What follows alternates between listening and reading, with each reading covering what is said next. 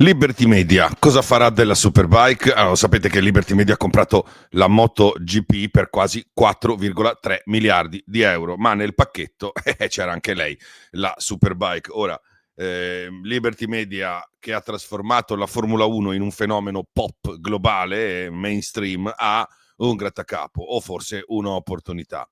Che te ne fai di un campionato glorioso con un'anima pazzesca, ma da sempre visto come il fratello minore della MotoGP è ultimamente pure in declino? Le opzioni sul tavolo non sono molte e sono tutte abbastanza drastiche. Allora, potrebbero venderla per togliersi subito dai guai con l'antitrust, potrebbero fonderla con la MotoGP, oppure potrebbero tentare il colpo del secolo trasformandola in uno show mondiale, cioè salvandola e rendendola più bella. Queste sono le tre strade che potrebbero cambiare per sempre il destino delle derivate di serie. E oggi le guardiamo una per una, tutte e tre. Siete pronti? Dai!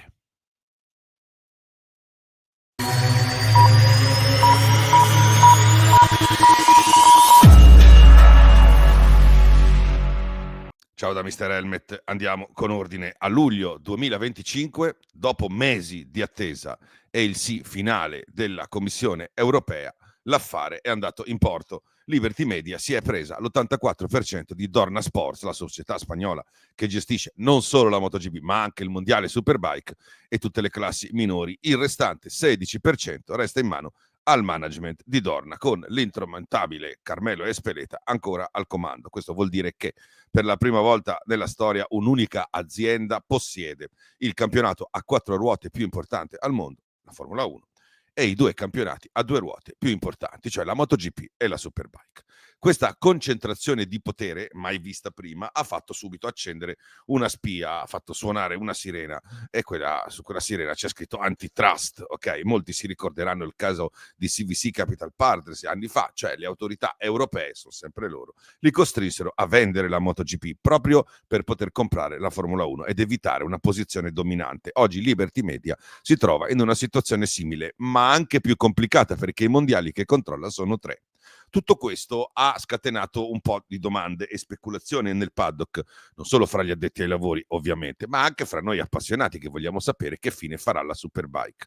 La domanda che tutti si fanno e a cui tutti noi proviamo a dare una risposta è, cioè, è una risposta è brutale, no? Liberty Media che ce fa con la Superbike? Allora, la logica del business, avrà la meglio quella lì oppure vincerà la passione? E cosa ne sarà dell'anima, della struttura di un campionato che ha costruito la sua leggenda sulle moto che in teoria potremmo comprare domani in concessionaria dopo aver visto una gara? Anche se effettivamente quasi nessuno le compra più queste moto ed è proprio questo il problema. Comunque vediamo insieme i tre scenari che si preparano all'orizzonte e credetemi, nessuno di questi qui è scontato, ok?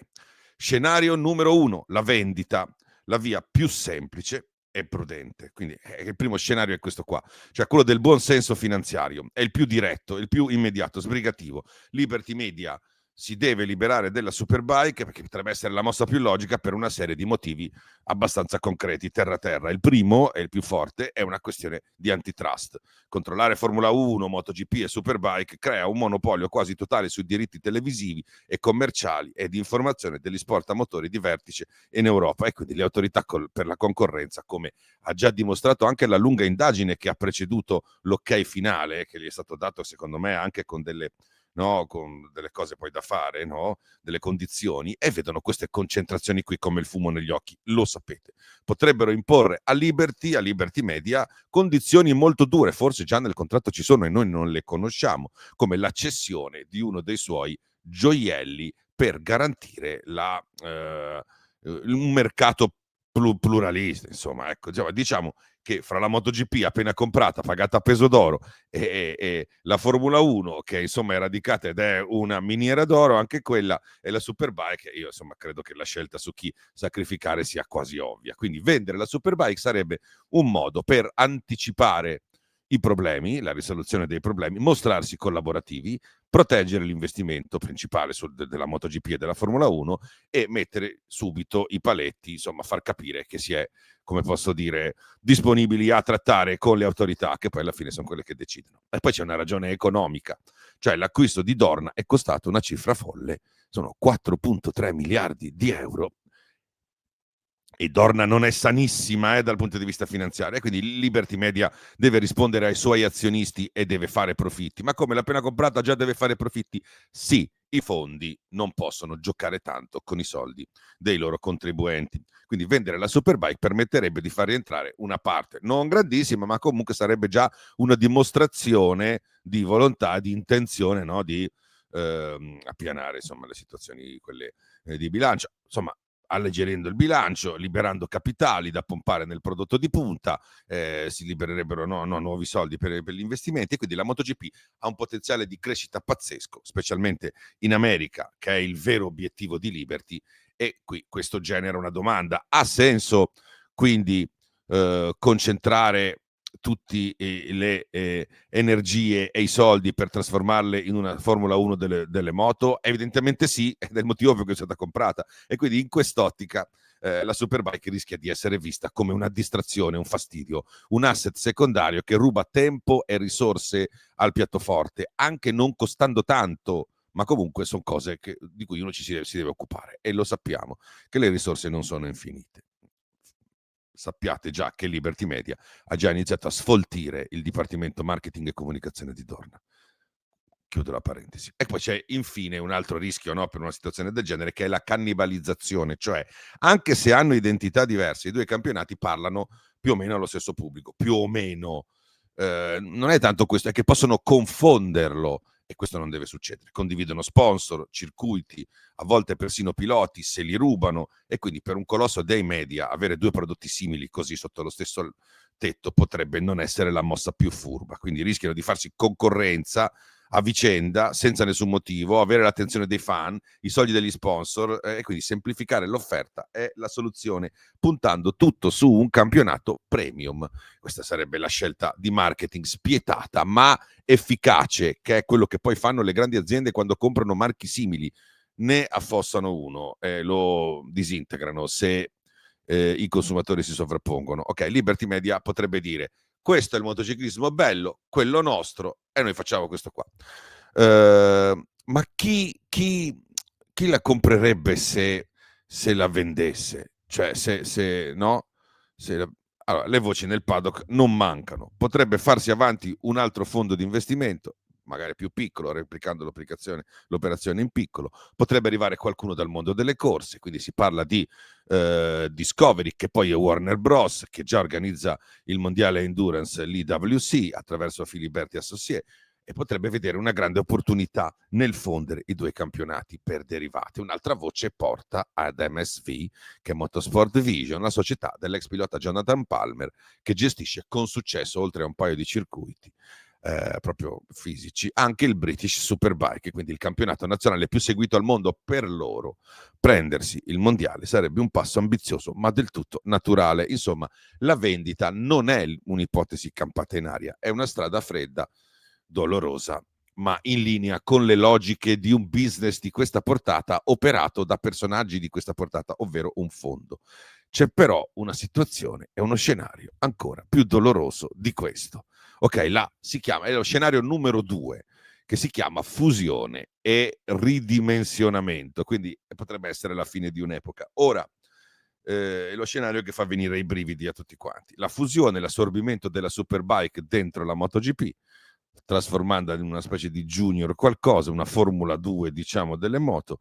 Liberty Media potrebbe azzerare questo tipo di campionato, rimane la classe regina, la MotoGP, la Superbike diventa l'ultimo gradino prima della MotoGP, usi moto diverse, elettronica unica, motori vecchi della MotoGP, a bassi costi, livelli tutti, crei una specie di percorso verso la Moto GP, e come talenti Moto 3 e Moto 2 fai un passaggio per la Superbike, magari abolisci la Moto 2, insomma, che è abbastanza simile, e quindi tu rendi la MotoGP l'Olimpo e il resto tutta una strada verso la MotoGP. Queste cose si fanno nelle aziende, quindi è difficile da pensare, però queste cose si fanno. Per Liberty Media i vantaggi sarebbero chiarissimi: avrebbero il controllo totale della filiera dei piloti, creerebbero una narrazione potentissima, Road su MotoGP, ve l'ho detto. È una cosa che si fa già con i ragazzini, no? A partire dal trofeo ovale, che è la Rookies Cup, e poi semplificherebbero l'offerta eliminando la sovrapposizione fra i due mondiali. Quindi fai una gerarchia, il grande pubblico non è più confuso e capisce. C'è la Superbike che è la lega minore, la lega di sviluppo, che è una cosa che negli Stati Uniti si fa già per tradizione con tutti gli sport. E poi c'è la Major League, che è la MotoGP, equivalente dell'NBA, della NFL e tutto il resto. I contro di questa cosa qui, per chi è appassionato, sarebbero una catastrofe, cioè questo scenario sarebbe la morte della identità della Superbike, cioè cancellerebbe con un'unica mazzata più di 30 anni di storia e di battaglie epiche, cioè la Superbike non è nata per fare la spalla di qualcuno, è nata con un'anima ribelle, autonoma, e quindi, cioè, voglio dire, è una roba che non ha senso, cioè, ehm, la Superbike nasce, come, dispetto, come, il campionato di quelli veri, e la leggenda, no, è la leggenda della Superbike è la sfida fra costruttori che si scannano in pista la domenica per vendere le moto il lunedì. Però le moto non si vendono più, questo non ce lo dimentichiamo. Quindi pensiamo alle guerre fra Ducati e le 4 cilindri giapponesi, fra Bayliss e Edwards, fra Fogarty, poi pensiamo, no, appunto al duello fra Edwards e Bayliss a Imola nel 2002, il duello forse più incredibile della storia del motorsport, quello per appassionati. L'essenza della Superbike è questa qua, è una passione viscerale, no? Un legame con il mondo di sé, delle concessionarie, con il mondo delle moto che puoi comprare, cioè tu vai a drogare una moto che esiste e quindi te la puoi sognare, la puoi toccare, non è una moto che non c'è. E quindi trasformarla in questa categoria propedeutica, una MotoGP light per, diciamo, signorine, non lo so, snaturerebbe questo DNA, quindi sarebbe anche un tradimento verso una tifoseria leale che ha sempre visto la Superbike come un'alternativa più genuina, più terrena al mondo patinato e ipertecnologico dei prototipi. Magari funziona, magari no, però la Superbike perderebbe la sua anima e i fan più puri potrebbero salutare Autogol. E poi c'è il terzo scenario, vabbè, qui siamo nella fantascienza, però ve lo voglio comunque raccontare, che è il rilancio della Superbike in stile Formula 1, cioè tu prendi la Superbike, fai in piccolo, visto che sei Liberty Media e lo sai fare, lo puoi fare, quello che hai già fatto con la Formula 1. Quindi la rendi interessante, la rendi accessibile, la fai entrare nella testa della gente, la porti sulle strade, soprattutto in America, dove un tessuto c'è già, fai uno storytelling, fai una specie di Drive to Survive,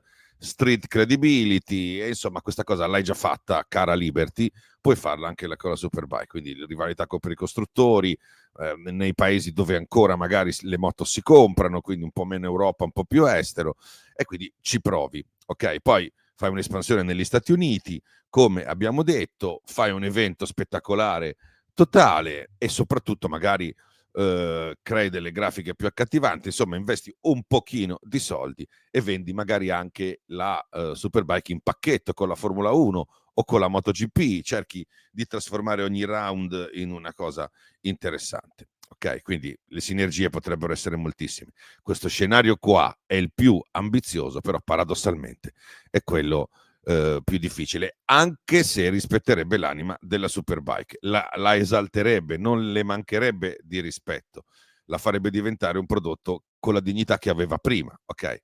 Sarebbe un rischio, sarebbe un investimento, ma con un potenziale di ritorno gigantesco e dimostrerebbe che Liberty Media non ha comprato la Superbike per sbaglio, ma perché ci ha visto un diamante grezzo da lucidare.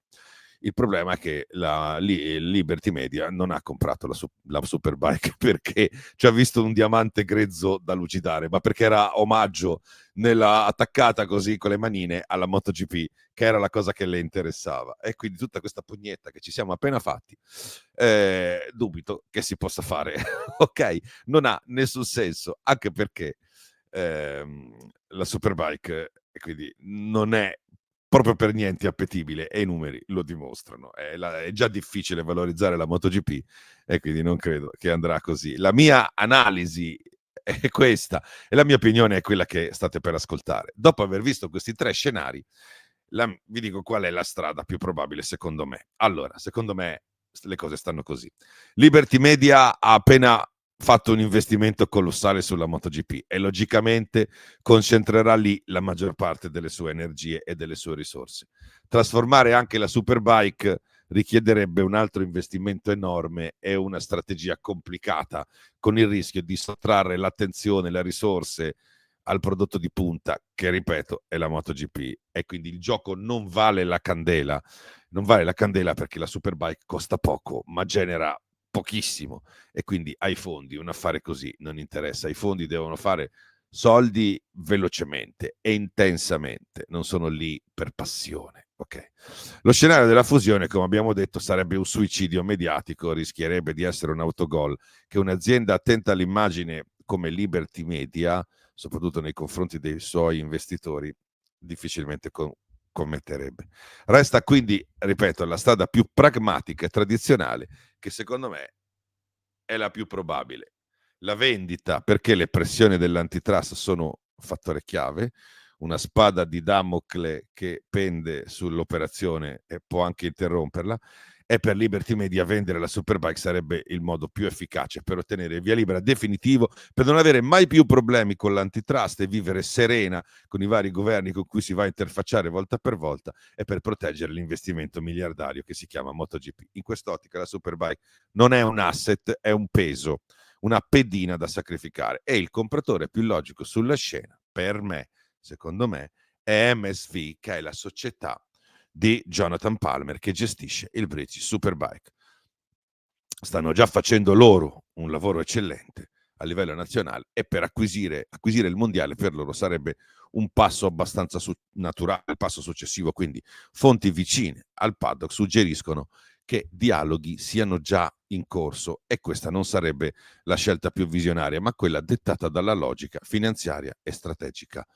E secondo me alla fine forse è anche la migliore di tutte, perché se fanno diventare la Superbike come un gigantesco British Superbike, secondo me è la situazione perfetta. Ovvio che però, ed è il motivo per cui la Superbike, il mondiale Superbike non viene venduto facilmente, è che la Superbike deve risolvere i suoi problemi. Ha un calendario di merda, posso dirlo, che non la fa sembrare nemmeno il mondiale, ha solo una data extraeuropea, ha troppe date in Spagna, che della Superbike se ne frega, ha dei team in situazione troppo precaria, che fanno troppa fatica, mancano i soldi, quasi tutti i piloti sono paganti, si fa rubare gli sponsor e si fa depredare quotidianamente dalla MotoGP, che è dello stesso proprietario, ma non si regola proprio nel rubare alla Superbike ogni risorsa buona che trova. E poi soprattutto le moto non si vendono nelle categorie che non vanno bene. Eh, eh, si fa ancora più fatica, cioè c'è la Supersport 300 che è stata una roba orribile, che per fortuna muore, verrà sostituita dalla Sport Bike, vedremo come andrà. La Superbike è una gara, una corsa agli armamenti, e probabilmente dovrebbe diventare più vicina alla stock. Poi c'erano anche cose potenzialmente interessanti, no? Come il mondiale femminile, che sta migliorando e che però non si sa se rimarrà nel palinsesto, perché credo che la MotoGP se lo porterà via. Insomma, però poi c'è un problema di base che affligge tutto quello che è legato di base, lo ripeto, al World Superbike, è che le moto non si vendono, e questo è un problema da affrontare, perché se si vuole mantenere la Superbike europacentrica è una battaglia persa. Bisogna cercare di fare gravità, peso su quei paesi in cui le moto si vendono ancora, e questo è stato sempre un problema per chi comanda, per chi governa gli sport dei motori: accettare che il centro del mondo non è più l'Europa. Bene, la mia conclusione è questa. Ricapitolando, abbiamo tre strade con Liberty Media: la vendita, la fusione e il grande rilancio. Tolto quest'ultimo, secondo me, queste sono comunque le carte in tavola. La palla passa a voi. Quale futuro vedete o sperate per la vostra amata Superbike? me lo dite qui sotto se vi va nei commenti, e se non volete perdervi nessun altro aggiornamento o altri video di Mr. Helmet su questa storia e su altre prossime analisi che faremo, iscrivetevi al canale, attivate le notifiche e se proprio insomma vi va, abbonatevi, che è un modo per supportare Mr. Helmet, ok? Ciao a tutti, alla prossima. Ciao da Mr. Helmet.